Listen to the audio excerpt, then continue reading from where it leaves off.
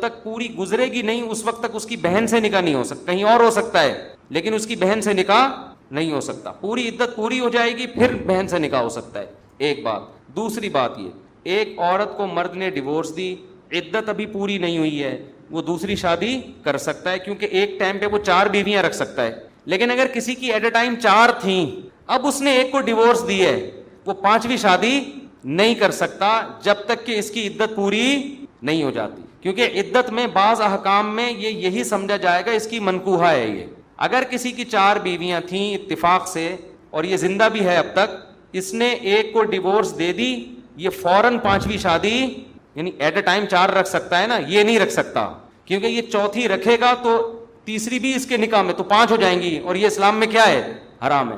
اب لوگ کہتے ہیں ہم نے بھائی اس کو چھوڑ دیا ہے, تو چھوڑ تو دیا لیکن عدت جب تک پوری نہیں ہوگی مکمل چھٹتی نہیں ہے. یہ بھی بعض لوگ کر رہے ہیں, ہم نے دیکھا بعض عیاش لوگ کرتے ہیں, شادیاں کرتے ہیں طلاقیں دیتے ہیں, شادیاں کرتے ہیں طلاقیں دیتے ہیں. تو بھائی 4 بیویوں کے بعد آپ طلاق دے کے فوراً شادی نہیں کر سکتے, اس کی عدت کا پورا ہونا ضروری ہے. سمجھتے ہو؟ تو یہ بھی جائز نہیں ہے.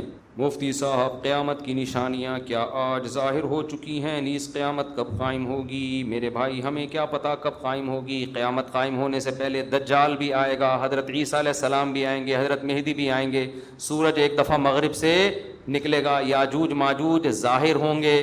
کچھ قیامت کی علامتیں تو ظاہر ہو چکی ہیں. حدیث میں آتا ہے ارض حجاز سے ایک آگ نکلے گی جو اونٹوں کی گردنوں کو روشن کر دے گی. یہ 7ویں صدی ہجری میں یہ آگ نکل چکی ہے. تقریباً محدثین کا اتفاق ہے 700 سال پہلے 7ویں صدی ہجری میں آگ نکلی تھی بہت بڑے پیمانے پر ارض حجاز میں.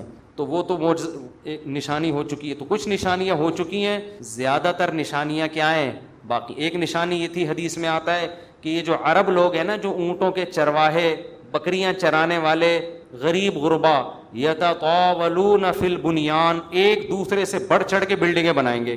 تو عرب میں جو اونٹ چرانے والے, جو ان میں جو کرپ لوگ ہوتے تھے, وہ تو حاجیوں کو لوٹ کے گزارا کرتے تھے. پاؤں میں چپل نہیں ہوتی تھی, حفاتن عراتن عالتن, حدیث میں آتے ہیں ننگے پاؤں ننگے سر لوگ, ننگے بدن لوگ. ایسا نوٹ چھاپیں گے, ایسا پیسہ آئے گا کہ بلڈنگوں پر بلڈنگ. تو یہ تو دبئی میں, آپ شارجہ میں دیکھ لو, اب سعودی عرب بھی بنا رہا ہے, ایک بڑا شہر آباد کر رہا ہے, اور برج خلیفہ اتنی بڑی بلڈنگ بنا دی کہ اس کو آدمی دیکھتا ہے تو ٹوپی سر سے گر جاتی ہے اس کی. تو یہ بھی قیامت کی علامت تھی جو پوری ہو چکی ہے. تو کچھ علامتیں تو پوری ہو چکی ہیں لیکن بڑی بڑی بہت ساری علامتیں باقی ہیں.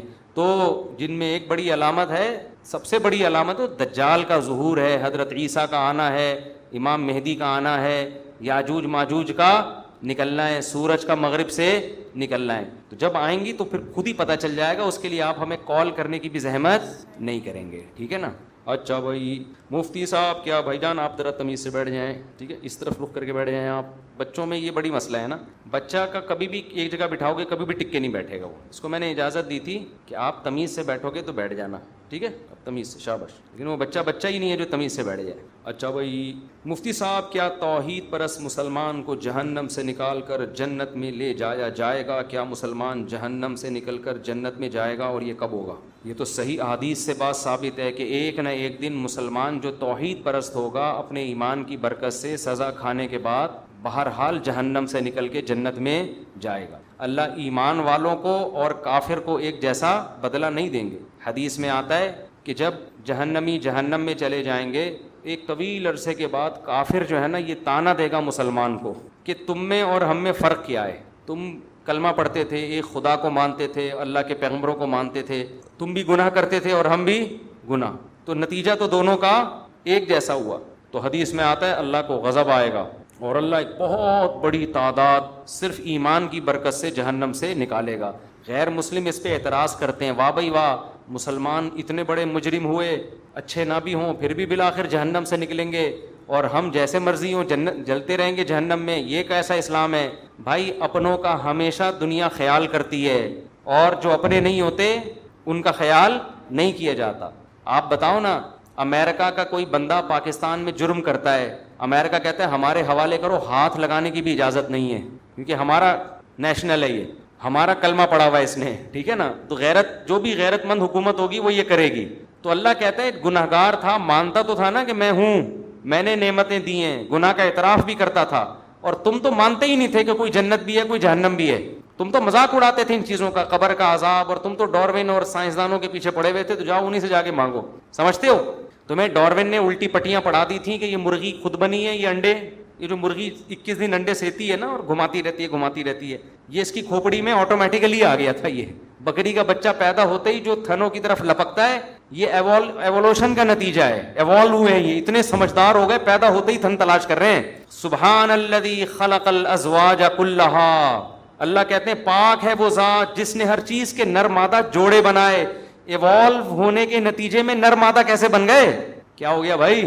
یہ سائنس اتنی ذہین ہے، نیچر اتنی ذہین ہے کہ ہر چیز نر اور مادہ میں ڈیوائیڈ ہو گئی ہے، پھر ان کا ملاپ ہوتا ہے، بچے پیدا ہوتے ہیں. یہ ایوولوشن کا نتیجہ نہیں ہو سکتا، کسی نے بنایا ہے.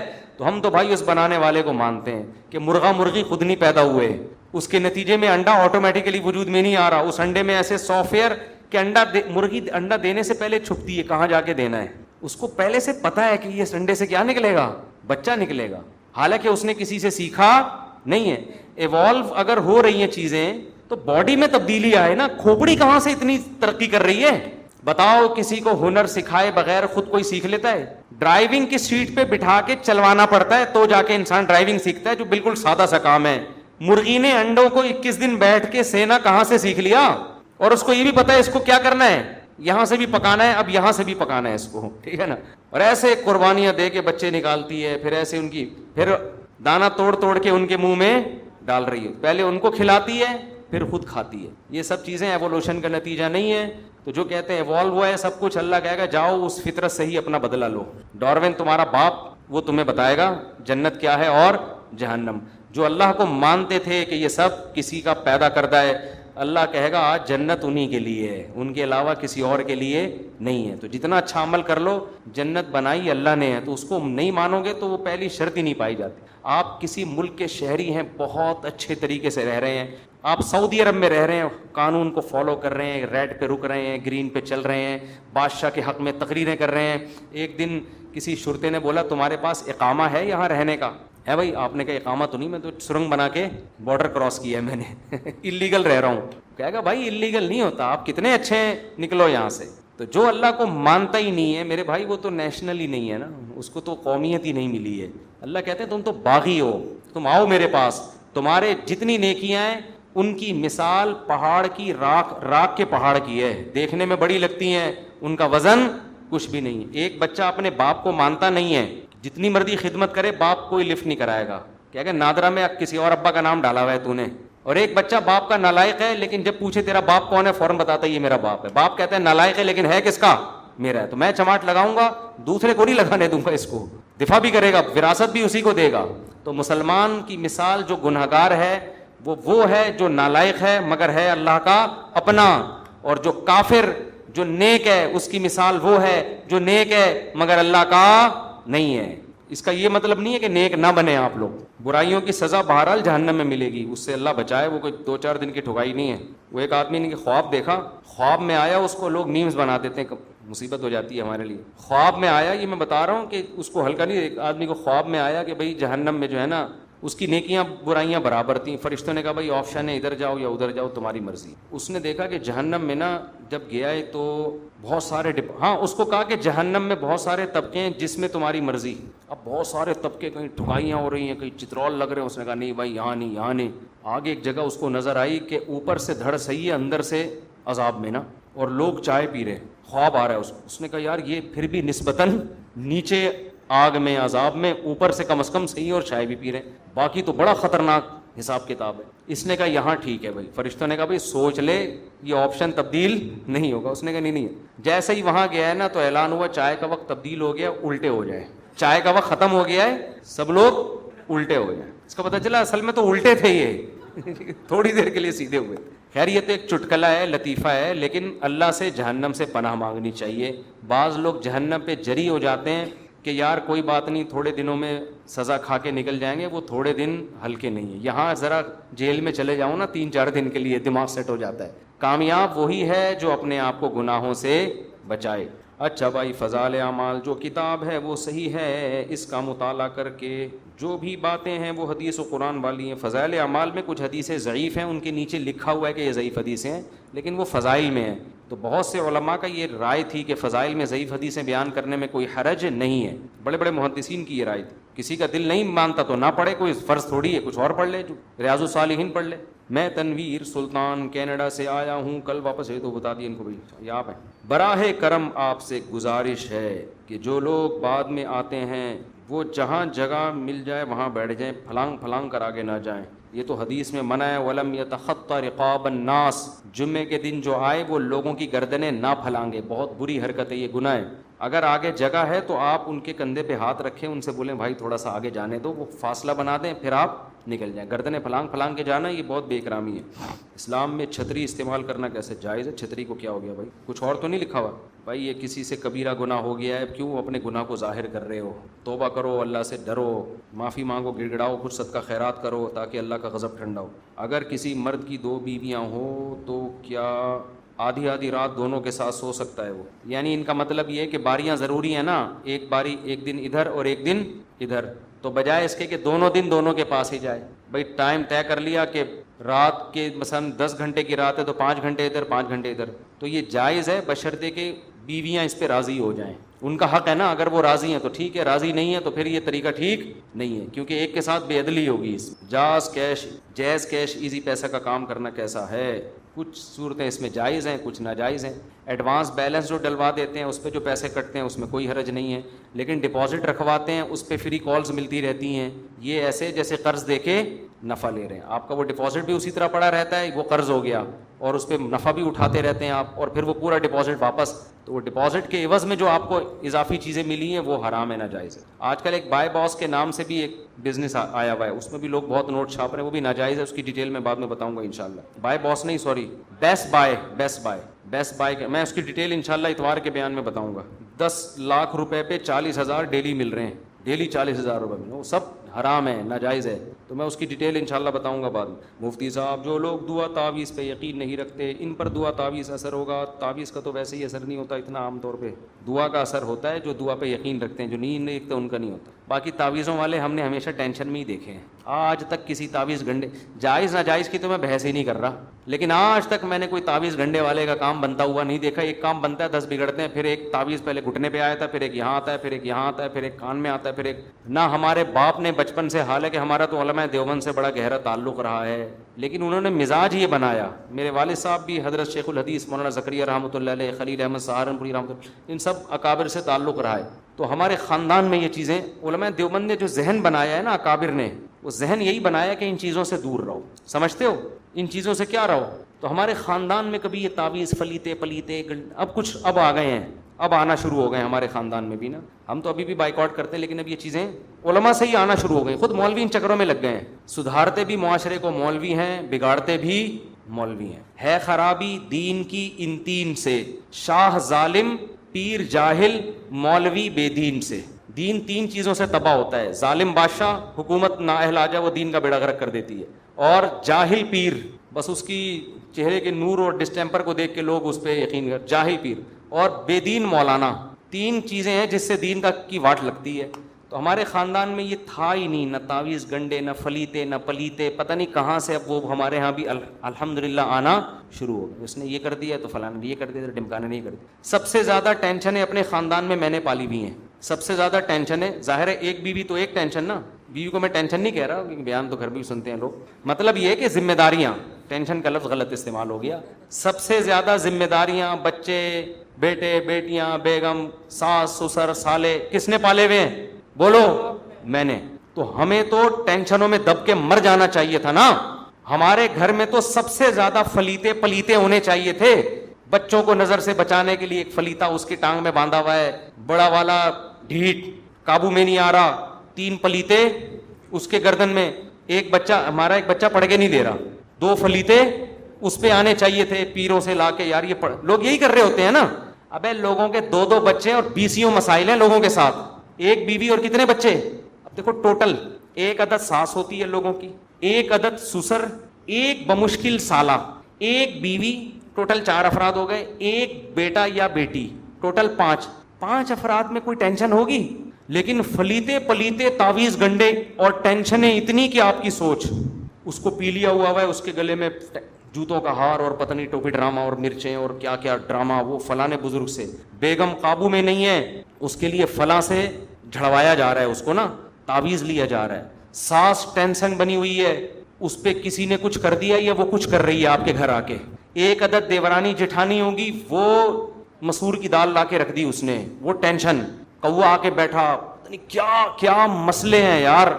4 अफराद होंगे टोटल खानदान में, और फलीते पलीते और फला। अगर किसी पीरो मुर्शिद को पैसे दे रहे हो कि वो तावीज दे के तुम्हारे मसले हल कर देगा, तुम्हारा पैसा गया तेल लेने और पीर के हो गए मजे। वो दे इसलिए रहा होता है, जर्नली सब देवबंदी बरेलवी अहले सब एक ही जैसा सेटअप चल रहा है। तो मैं जल्दी से बात समेटता हूं। देखो मसले सबके साथ सबसे ज्यादा किसके साथ हैं? मेरे बहुत मसले हैं, आपको पता नहीं। और मेरा जो 20 साल जब से मैंने शादियां शुरू की है ना, मैं ये हो गए हैं तकरीबन 17 साल से मैं ये काम कर रहा हूं, या तो तलाश में या शादी में। तलाश भी तो बहुत करनी पड़ती है ना। थुम्मा जीता अला क़दरी या मूसा, कुरान में आता है ना कि या मूसा हमने तुझे इतनी आजमाइशों में डाल के आज इस मकाम पे लेकर आए हैं। तो खुदा न ख्वास्ता मैं तो हजरत मूसा की खाक के बराबर भी नहीं हूं।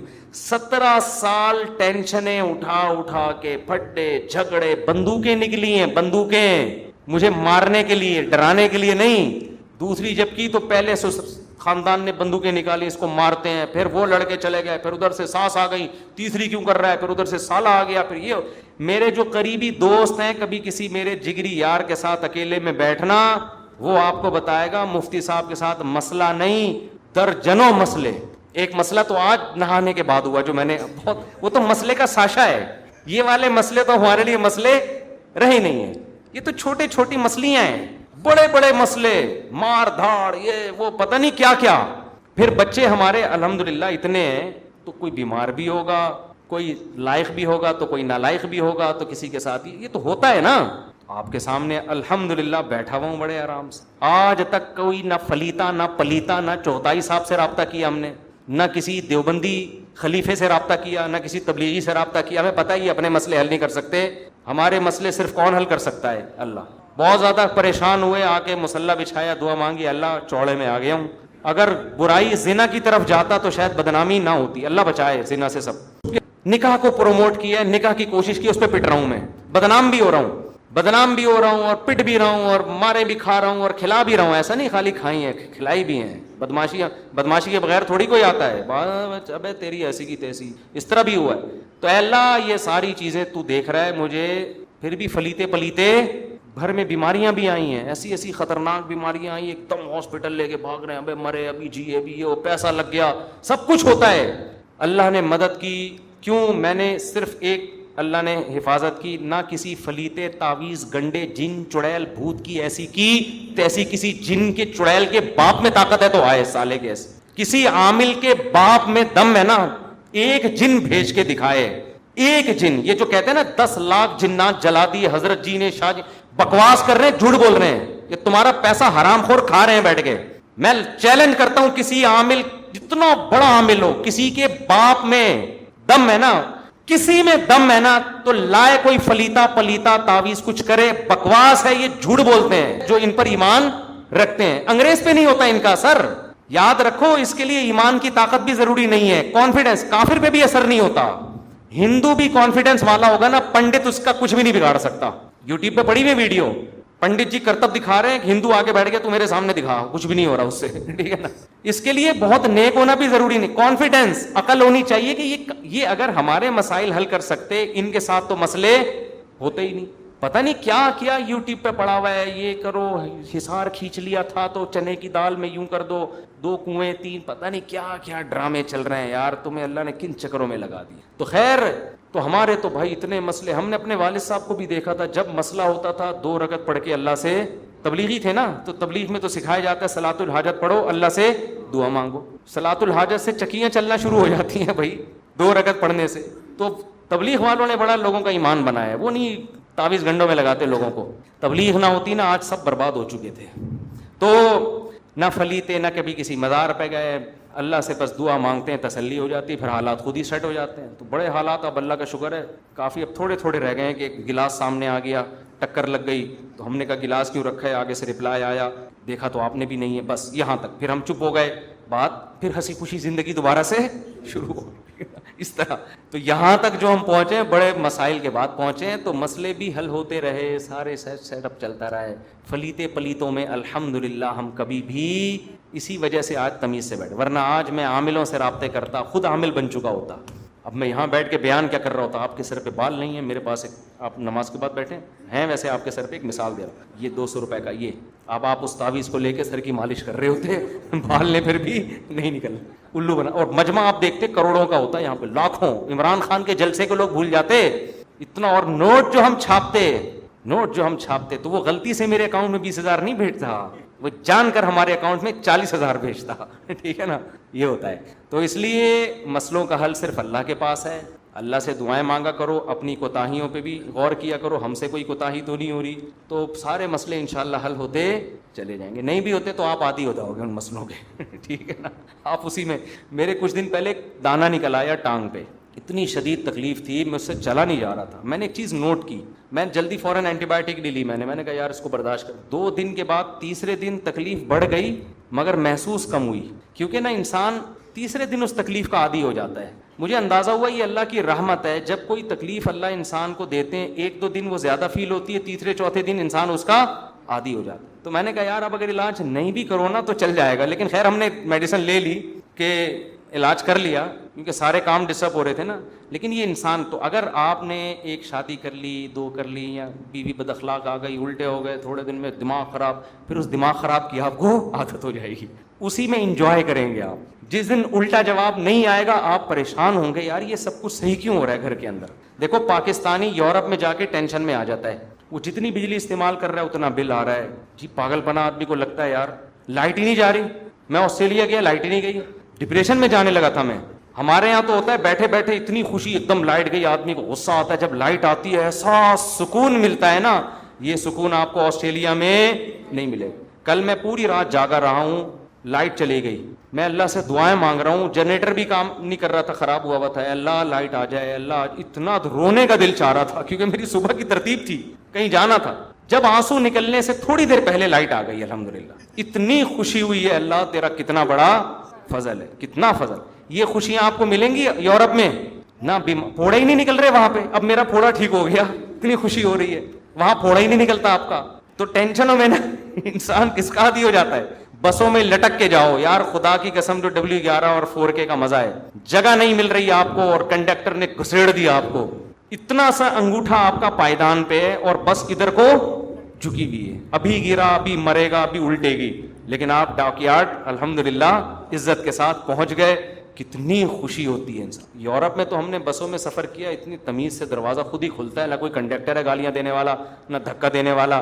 آپ آرام سے بیٹھے, سیٹ مل گئی, بیٹھ کے آرام سے, وہ تو چلو کیا ہوا کیا کریں اب, تو بورنگ لائف ہے یار یہ. تو اس طرح جو ہے نا شادی شدہ آدمی بڑا کانفیڈنس پیدا ہو جاتا ہے اس کے اندر, ہنسی خوشی زندگی اس کو بولتے ہیں. اللہ حفاظت فرمائے. بس جلدی سے 2 سوال کا جواب دے دوں میرے بھائی. یہ تعویذ گنڈوں کا انہوں نے سوال پوچھا تھا, اس لیے مجھے تعویذ گنڈے کا جب بھی سوال پوچھو تو 1 گھنٹے کا جواب ہوگا اس کا, یہ مجھ سے پوچھا نہیں کرو. دعا کیا کرو, دعاؤں سے اللہ خوش ہوتا ہے, بہت خوش ہوتا ہے. پیغمبروں کی بات پہ دعائیں, یہ انہوں نے دعا کا بھی پوچھا ہے نا, بات پہ اللہ. نوح نے یہ دعا مانگی, موسیٰ علیہ السلام نے یہ دعا مانگی, حضرت ابراہیم کی دعا, ہمارے نبی کی دعا, اتنی دعائیں. تو اس سے پتہ چلتا ہے اللہ کو دعا تو بھائی ضرورت نہیں بھی ہو تو بھی مانگتے رہو اللہ سے, تو بہت اچھا عمل ہے. مفتی صاحب کافی دنوں سے آپ سے ملاقات کرنا, آج سبحان صاحب نے ملنے کے لیے ویلڈ ریزن پوچھی ہے, عثمان صاحب. وہ ویلڈ ریزن یہ ہے کہ آپ کو شادی کی دعوت دینی تھی اور عقیدت کی وجہ سے ملنا بھی چاہتا ہوں, بڑی حوصلہ افزائی کریں. اقبال احمد, آوان کالونی. بھائی میں شادیوں میں شرکت نہیں کرتا, وقت نہیں ہے, تو بس میں ابھی آئے ہی گئے ہیں, تو آپ ان کے ساتھ آ جائیں, تنویر بھائی کے ساتھ ملاقات کے لیے نا دفتر میں آپ بھی آ جائیے گا اگر ملنا ہے تو آپ سے میں مل لیتا ہوں. لیکن دعوتوں میں جانا میں نے چھوڑ دیا ہے, افورڈ نہیں کر سکتا. اور بھائی کسی نے سوال پوچھنا ہے تو بس وہ پوچھیں, پھر ہم یہ سلسلہ ختم کرتے ہیں. بالکل بہت پیارا سوال ہے. کہتے ہیں جو آگے زندگی آنی ہے اس کی کیا ہم پہلے سے پلاننگ کر سکتے ہیں. یہ سوال انہوں نے اس لیے پوچھا ہے کہ اکثر دیندار لوگوں میں ایک مسئلہ ہے, وہ کہتے ہیں فیوچر کی پلاننگ کرنا ٹھیک نہیں ہے کیونکہ ہمیں کل کی خبر ہے نہیں کہ کل ہونے والا کیا ہے. اس لیے وہ اکثر دیندار لوگ فیوچر کی پلاننگ نہیں کر رہے ہوتے. بس صبح اٹھو, جدھر منہ اٹھایا چل لیے, کچھ ہو گیا ٹھیک ہے, اچھا ان کا نکاح, شام کو سو گئے اور ہنسی خوشی زندگی اس طرح سے ختم. یہ بالکل غلط ہے, یہ بالکل غلط. دیکھو زندگی ایک عمارت کی طرح ہے نا, آپ گھر بنانے سے پہلے نقشہ بناتے ہو, اس کی پلاننگ کرتے ہو, یا گھر بننے کے بعد پلاننگ کرتے ہو؟ آپ نے بیگم کے لیے گھر بنانا تھا, بنا دیا آپ نے, کچن اتنا سا اور واش روم اتنا بڑا. اب جب بیگم جس کے لیے بنا رہے ہو اس نے دیکھا, اس کو آیا غصہ کہ بھائی یہ کیا کر دیا. اب آپ کہہ رہے ہو کہ اب تو بن چکا ہے, اب کچن کو بڑھانے کی جگہ نہیں, واش روم کو گھٹانے کی جگہ نہیں. تو دنیا میں سب سے بڑا بے وقوف وہ ہے جو پلاننگ کے بغیر کام کرتا ہے, سمجھتے ہیں؟ اور یہ پلاننگ قرآن سے بھی ثابت ہے. 2 آیتیں اس وقت ذہن میں ہیں. ایک, حضرت مریم نے, بچہ ابھی پیدا ہوا نہیں, حضرت مریم کی ماں نے پیدا ہونے سے پہلے پلاننگ کی تھی اس بچے کو بنانا کیا ہے, اس کو دین کی خدمت کے لیے وقف کرنا ہے. ابھی بچہ بھی نہیں پیدا ہوا اور پہلے سے پلاننگ ہو رہی ہے. ہمارے ہاں بچہ پیدا ہو کے, بڑا ہو کے, شادی کر کے, دادا بن کے, نانا بن کے, مرنے سے پہلے تھوڑی بہت سوچ رہے ہوتے ہیں اس کو کرنا کیا تھا, اور کیا انہوں نے کیا ہے. دوسری بات یہ, مصر میں جب قحط پڑنے والا تھا تو حضرت یوسف علیہ السلام نے اگلے 7 سال کی پلاننگ پہلے والے 7 سال میں کی کہ نہیں کی ہے, کہ بھائی ابھی سے اسٹور کر لو تاکہ اگلے 7 سال میں لوگوں کے پاس کھانے پینے کے لیے روٹی ہو. اس سے پتہ چلتا ہے کہ فیوچر پلاننگ کرنا یہ توکل کے خلاف نہیں ہے. رہا یہ مسئلہ کہ ہمیں تو کل کا پتہ نہیں ہے اور پلاننگ ہم 20-20 سال کی کریں, کل مر گئے تو ہماری ساری پلاننگ ضائع, تو یہ بات کافر تو کر سکتا ہے, مسلمان نہیں کر سکتا. کافر کہہ سکتا ہے میں نے 20 سال بعد کی پلاننگ کی تھی, جیسے مائیکل جیکسن کہہ سکتا ہے میں نے تو پلاننگ کی تھی 120 سال زندہ رہوں گا, 80 سال تک میرا لائف اسٹائل یہ ہوگا, پھر 80 سال کے بعد میں اولڈ ہاؤس میں جا کے کیرم بورڈ کھیلوں گا, پھر میں 90 سال کا جب ہوں گا تو صرف لوگوں کو ناچ گانے کے مشورے دیا کروں گا, تھرکنے کے قابل نہیں رہوں گا, اور میری تو ساری پلاننگ کی ایسی کی تیسی, سویا صبح پولیس بھی مجھے نہیں اٹھا سکتی. کافر یہ بات سوچ سکتا ہے, مسلمان یہ بات نہیں سوچ سکتا. کیوں؟ حدیث میں آتا ہے تم نے پلاننگ کی نا, بخاری کی حدیث ہے, درخت لگایا نا, پلاننگ ہی ہو رہی ہے نا. کیا ہو گیا بھائی, درخت لگاتے ہو تو کیا فوراً اگلے دن ٹماٹر دینا شروع, وہ پھل دینا شروع کر دیتا ہے؟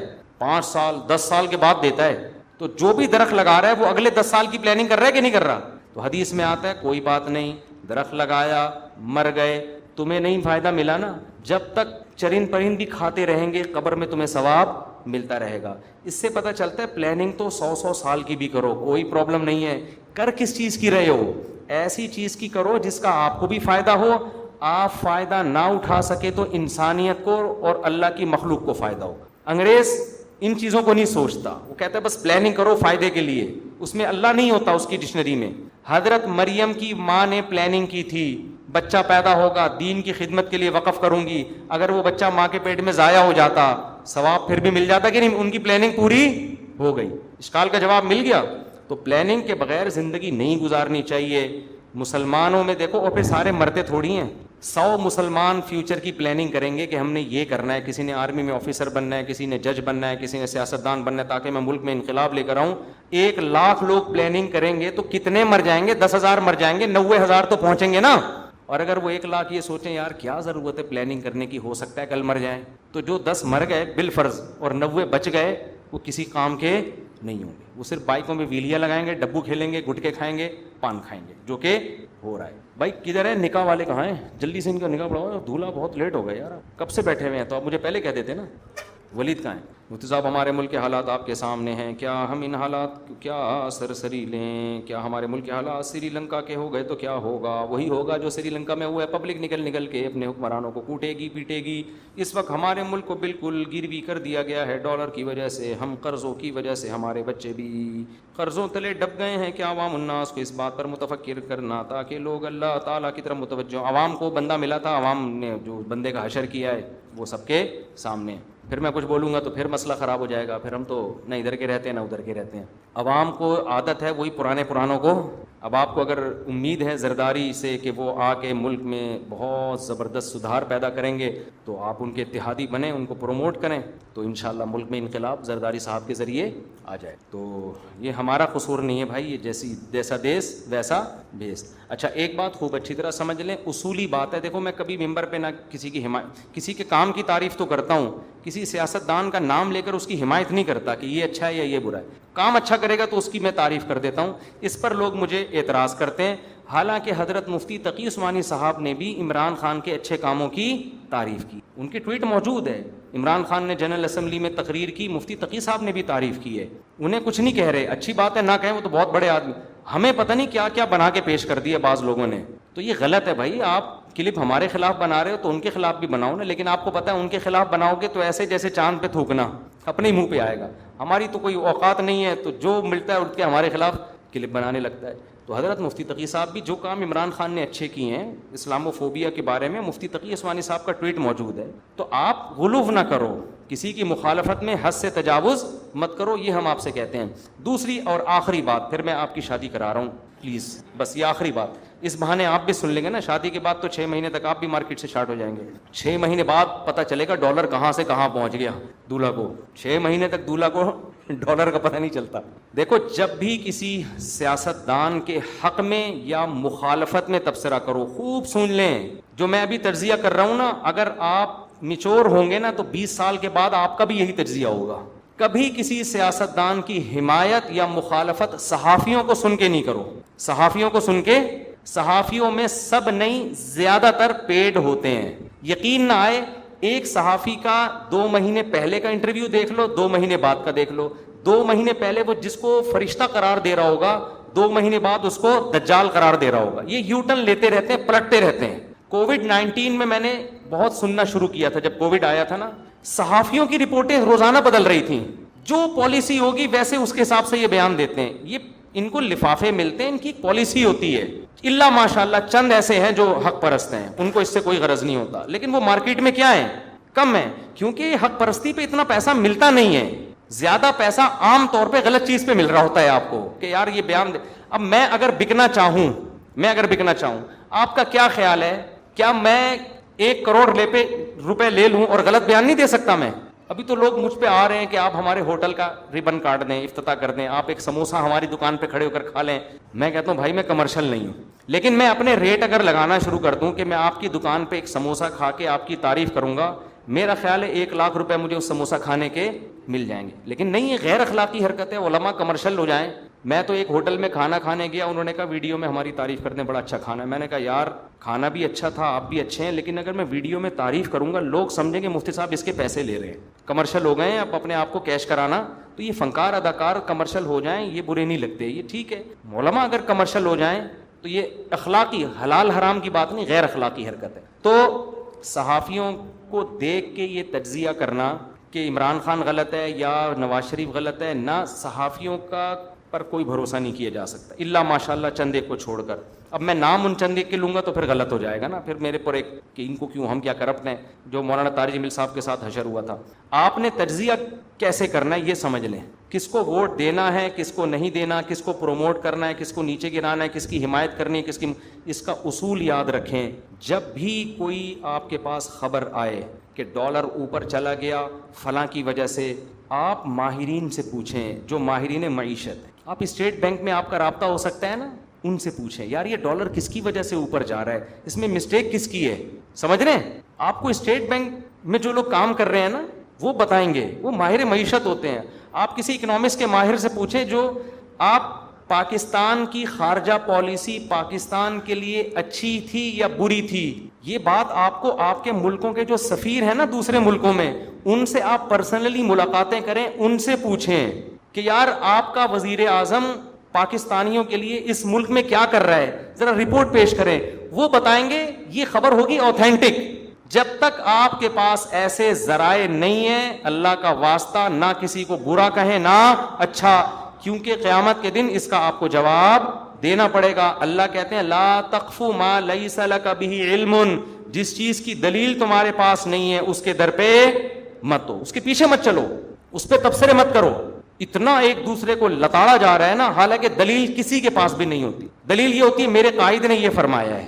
بھائی تمہارے قائد تو فرمائیں گے, قائد کی مخالفت میں دلیل کیا ہے, اپوزیشن لیڈر نے ان قائد کے بارے میں یہ فرمایا, بھائی وہ تو فرمائے گا نا, اس کی تو دکان بند ہو رہی ہے. اپنے لیڈروں سے پوچھ رہے ہوتے ہیں, لیڈروں سے پوچھ رہے, یہ ایسے جیسے ساس سے پوچھ رہے ہیں کہ بہو کیسی ہے, اور بہو سے پوچھ رہے ہیں کہ ساس کیسی ہے. یہ کون سا تبصرہ ہو گیا بھائی, یہ کون سا طریقہ ہو گیا. نیوٹرل لوگوں سے, جب تک ہمارے نیوٹرل لوگوں سے رابطے نہیں تھے, ہم نے بھی بڑی چوٹیں کھائی ہیں. اب جب جیسے میڈیکل سائنس کا مسئلہ آتا ہے نا، میں صحافیوں سے تھوڑی پوچھتا ہوں، میں ڈاکٹروں سے پوچھتا ہوں. کووڈ-19 آیا تھا، آپ دیکھیں جو میرا پہلے دن تجزیہ تھا آخر تک وہی رہا ہے کووڈ-19. بہت سے لوگوں نے کہا یہودی سازش، یہ سب بکواس ہے، ڈرامہ ہے. لاکھوں لوگ موت کے لقمے، موت کے منہ میں چلے گئے. ہمارا جو پہلے دن سے اسٹیٹمنٹ تھی آخر تک وہی. کیوں؟ جامعۃ الرشید نے رابطہ کیا بڑے بڑے ملک کے ڈاکٹروں سے جو دیندار بھی تھے، اپروچ کی، وہاں تک پہنچے، اندر سے رپورٹیں آئیں وہاں سے سامنے کہ بھائی یہ حقیقت میں بیماری ہے اور یہ دنیا میں وبا کی طرح تیزی سے پھیلے گی، بہت لوگ لقمہ اجل بنیں گے. اور ہوا یہ، دنیا کی معیشت ٹھپ ہو جائے گی، کاروبار ٹھپ ہو جائے گا. یہ اس وقت کی بات ہے جب یہ ہوا کچھ بھی نہیں تھا، لیکن وہی سب کچھ ہوا. تو جب تک میں جب ملیشیا گیا میں وہاں کے سفیر سے ملا ہوں، میں ازبکستان گیا وہاں کے سفیر سے ملا میں. تو میں ملکوں میں جب سفر کر رہا ہوں وہاں کے سفیروں سے پوچھتا ہوں یار اس حکومت نے کیا کیا، پچھلی والی نے کیا کیا. یونائٹڈ نیشن میں تقریر اگر کسی نے کی اس کے کیا اثرات ہوئے دنیا پہ، یہ آپ کو ہمارے سیاسی لیڈر تھوڑی بتائیں گے. تو جب تک آپ کے پاس آزاد ذرائع سے آپ کو اطلاع نہ ہونا کہ کون کیا کر رہا ہے، اس وقت تک تبصرہ کرنا چھوڑ دیں. سمجھتے ہو؟ جب آزاد ذرائع سے آپ کی اپنی، آپ کو اگر تجارت کا پتہ کرنا ہے کہ امپورٹ بڑھی ہے ایکسپورٹ بڑھی، آپ جاؤ جو امپورٹ ایکسپورٹ کے تاجر ہیں ان سے پوچھو کہ سابقہ حکومت میں ایکسپورٹ زیادہ تھی یا اس سے پہلے والی حکومت میں ایکسپورٹ زیادہ تھی، وہ بتائیں گے آپ کو. اس سے پہلے آپ چپ رہو، یہ آپ کی صحت کے لیے زیادہ مفید. جو آج کل چپ رہنا آتا نہیں ہے لوگوں. باقی یہ ٹوپی ڈرامے والی باتیں، ختم نبوت کا لفظ یوں پڑھ لیا تو یہ تو بچکانہ حرکتیں، ان کا تو جواب دینے کی بھی ضرورت نہیں ہے. یہی حرکتیں مولویوں سے ہوتی ہیں تو بہت. ابھی ایک مولانا صاحب نے بیان میں کیا کہ دجال کی کرامت ہوگی کہ وہ مردوں کو زندہ کرے گا. حالانکہ دجال کی کرامت تھوڑی ہوگی، مسٹیک ہے نا، بائی مسٹیک. کرامت تو بزرگوں کی ہوتی ہے نا. اب کوئی اس لفظ کو پکڑ کے بیٹھ جائے کہ دجال کو کہہ رہے ہیں کرامت ہوگی، اس کا مطلب دجال کو ولی اللہ بنا دیا. یہ تو گستاخ ہیں، ولی اللہ کے گستاخ ہیں. دجال میں اور ولی میں کوئی فرق نہیں. ہم سے پوچھو کہ ہم کہیں گے بھائی وہ کہنا یہ چاہ رہے تھے کہ عجیب عجیب حرکتیں کرے گا دجال، غلطی سے اس کو کرامت سے تعبیر کر دیا. لیکن کوئی فسادی ہوگا وہ کہے گا ان مولانا صاحب نے دجال کے لیے کرامت کا لفظ استعمال کیا. جس کو یہ نہیں پتا کہ کرامت دجال کی نہیں ہوتی، کرامت ولی اللہ کی ہوتی ہے، وہ قائد کیسے بن سکتا ہے؟ اب کوئی فسادی فساد مچانا چاہے اس جملے کو پکڑے گا کہ نہیں پکڑے گا؟ نہ مچانا چاہو یار، یہ کہنا یہ چاہ رہے تھے کہ محیر العقول کام کرے گا، تو اس کے لیے ورڈ کیا استعمال کر لیا؟ کرامت. تو اگر آپ کی طبیعت میں فساد ہوگا نا، آپ یہی ہوگا کہ گلاس سامنے کیوں رکھا ہے. بیگم سے آپ نے کہا بیگم گلاس سامنے کیوں رکھا ہے، وہ کہے گی آپ کو نظر کیوں نہیں آیا جو ٹھوکر مارنے سے پہلے. تو فساد ہوگا تو پھر لڑتے رہو بیٹھ کے. کیا خیال ہے؟ تو یہی سیاستدان ایک دوسرے کے کیڑے نکال رہے ہوتے ہیں بیٹھ کے. اچھا بھائی کہاں سے کہاں بات چلے گی یار، اب بہت دیر ہو گئی. آپ کتنی عمر ہے ماشاءاللہ آپ کی؟ 30 سال ہے نا، تو ویسے اتنا لیٹ ہو گئے، اگر آدھا گھنٹہ اور لیٹ ہو گئے. اچھا بھائی دلہن کا نام ہے مصباح خاور بنت نسیم احمد. دلہن کے وکیل کون ہیں؟ دلہن کے وکیل آپ ہیں جناب. آپ نے اجازت دی ہے کہ میں مصباح خاور بنت نسیم احمد کا نکاح محمد رئیس اقبال بن محمد اقبال سے کروں 50,000 مہر میں. اجازت ہے آپ کی طرف سے؟ جزاک اللہ. الحمدللہ نحمده ونستعینه ونستغفره ونؤمن به ونتوکل علیہ ونعوذ باللہ من شرور انفسنا ومن سیئات اعمالنا من يهده الله فلا مضل له ومن يضلله فلا هادي له ونشهد ان لا اله الا الله وحده لا شريك له ونشهد ان سيدنا وحبيبنا وشفيعنا وسندنا محمدا عبده ورسوله صلى الله تعالى عليه وعلى آله وأصحابه وبارك وسلم تسليما كثيرا كثيرا. أما بعد فأعوذ بالله من الشيطان الرجيم. بسم الله الرحمن الرحيم. يا أيها الناس اتقوا ربكم الذي خلقكم من نفس واحدة وخلق منها زوجها وبث منهما رجالا كثيرا ونساء واتقوا الله الذي تساءلون به والأرحام إن الله كان عليكم رقيبا. وقال تعالى يا أيها الذين آمنوا اتقوا الله وقولوا قولا سديدا يصلح لكم أعمالكم ويغفر لكم ذنوبكم ومن يطع الله ورسوله فقد فاز فوزا عظيما. وقال النبي صلى الله عليه وسلم النكاح من سنتي وقال فمن رغب عن سنتي فليس مني. وقال النبي صلى الله عليه وسلم تزوجوا الودود الولود فإني مباهي بكم الأمم. وقال النبي صلى الله عليه وسلم تزوجوا ولا تكونوا كرهبان النصارى. جناب محمد رئیس اقبال ولد محمد اقبال، میں نے آپ کا نکاح 50,000 روپے مہر میں مصباح خاور بنت نسیم احمد سے کیا. آپ نے اس نکاح کو قبول کیا؟ تھوڑا زور سے نا. جزاک اللہ. دعا کریں جی اللہ تعالیٰ برکت دے. الحمدللہ رب العالمین والعاقبۃ للمتقین والصلاۃ والسلام علی رسولہ الکریم وعلی آلہ وصحبہ اجمعین. اے اللہ اس نکاح کو اپنے دربار میں قبول فرما. اے اللہ زوجین کو اس کی برکتیں تا دم حیات نصیب فرما. آپس کے اختلاف انتشار سے، لڑائی جھگڑوں سے، ہر قسم کے شر فساد سے اللہ ان دونوں کی حفاظت فرما. اے اللہ اس نکاح کو دونوں کے خاندانوں میں جوڑ کا ذریعہ بنا، محبت الفت کا ذریعہ بنا. جس کی جو جائز مراد ہو اللہ اس کی مراد کو پورا فرما. ربنا آتنا فی الدنیا حسنۃ وفی الآخرۃ حسنۃ وقنا عذاب النار. صلی اللہ تعالی علی خیر خلقہ محمد وعلی آلہ وصحبہ اجمعین برحمتک یا ارحم الراحمین. اللہ بہت مبارک ہے.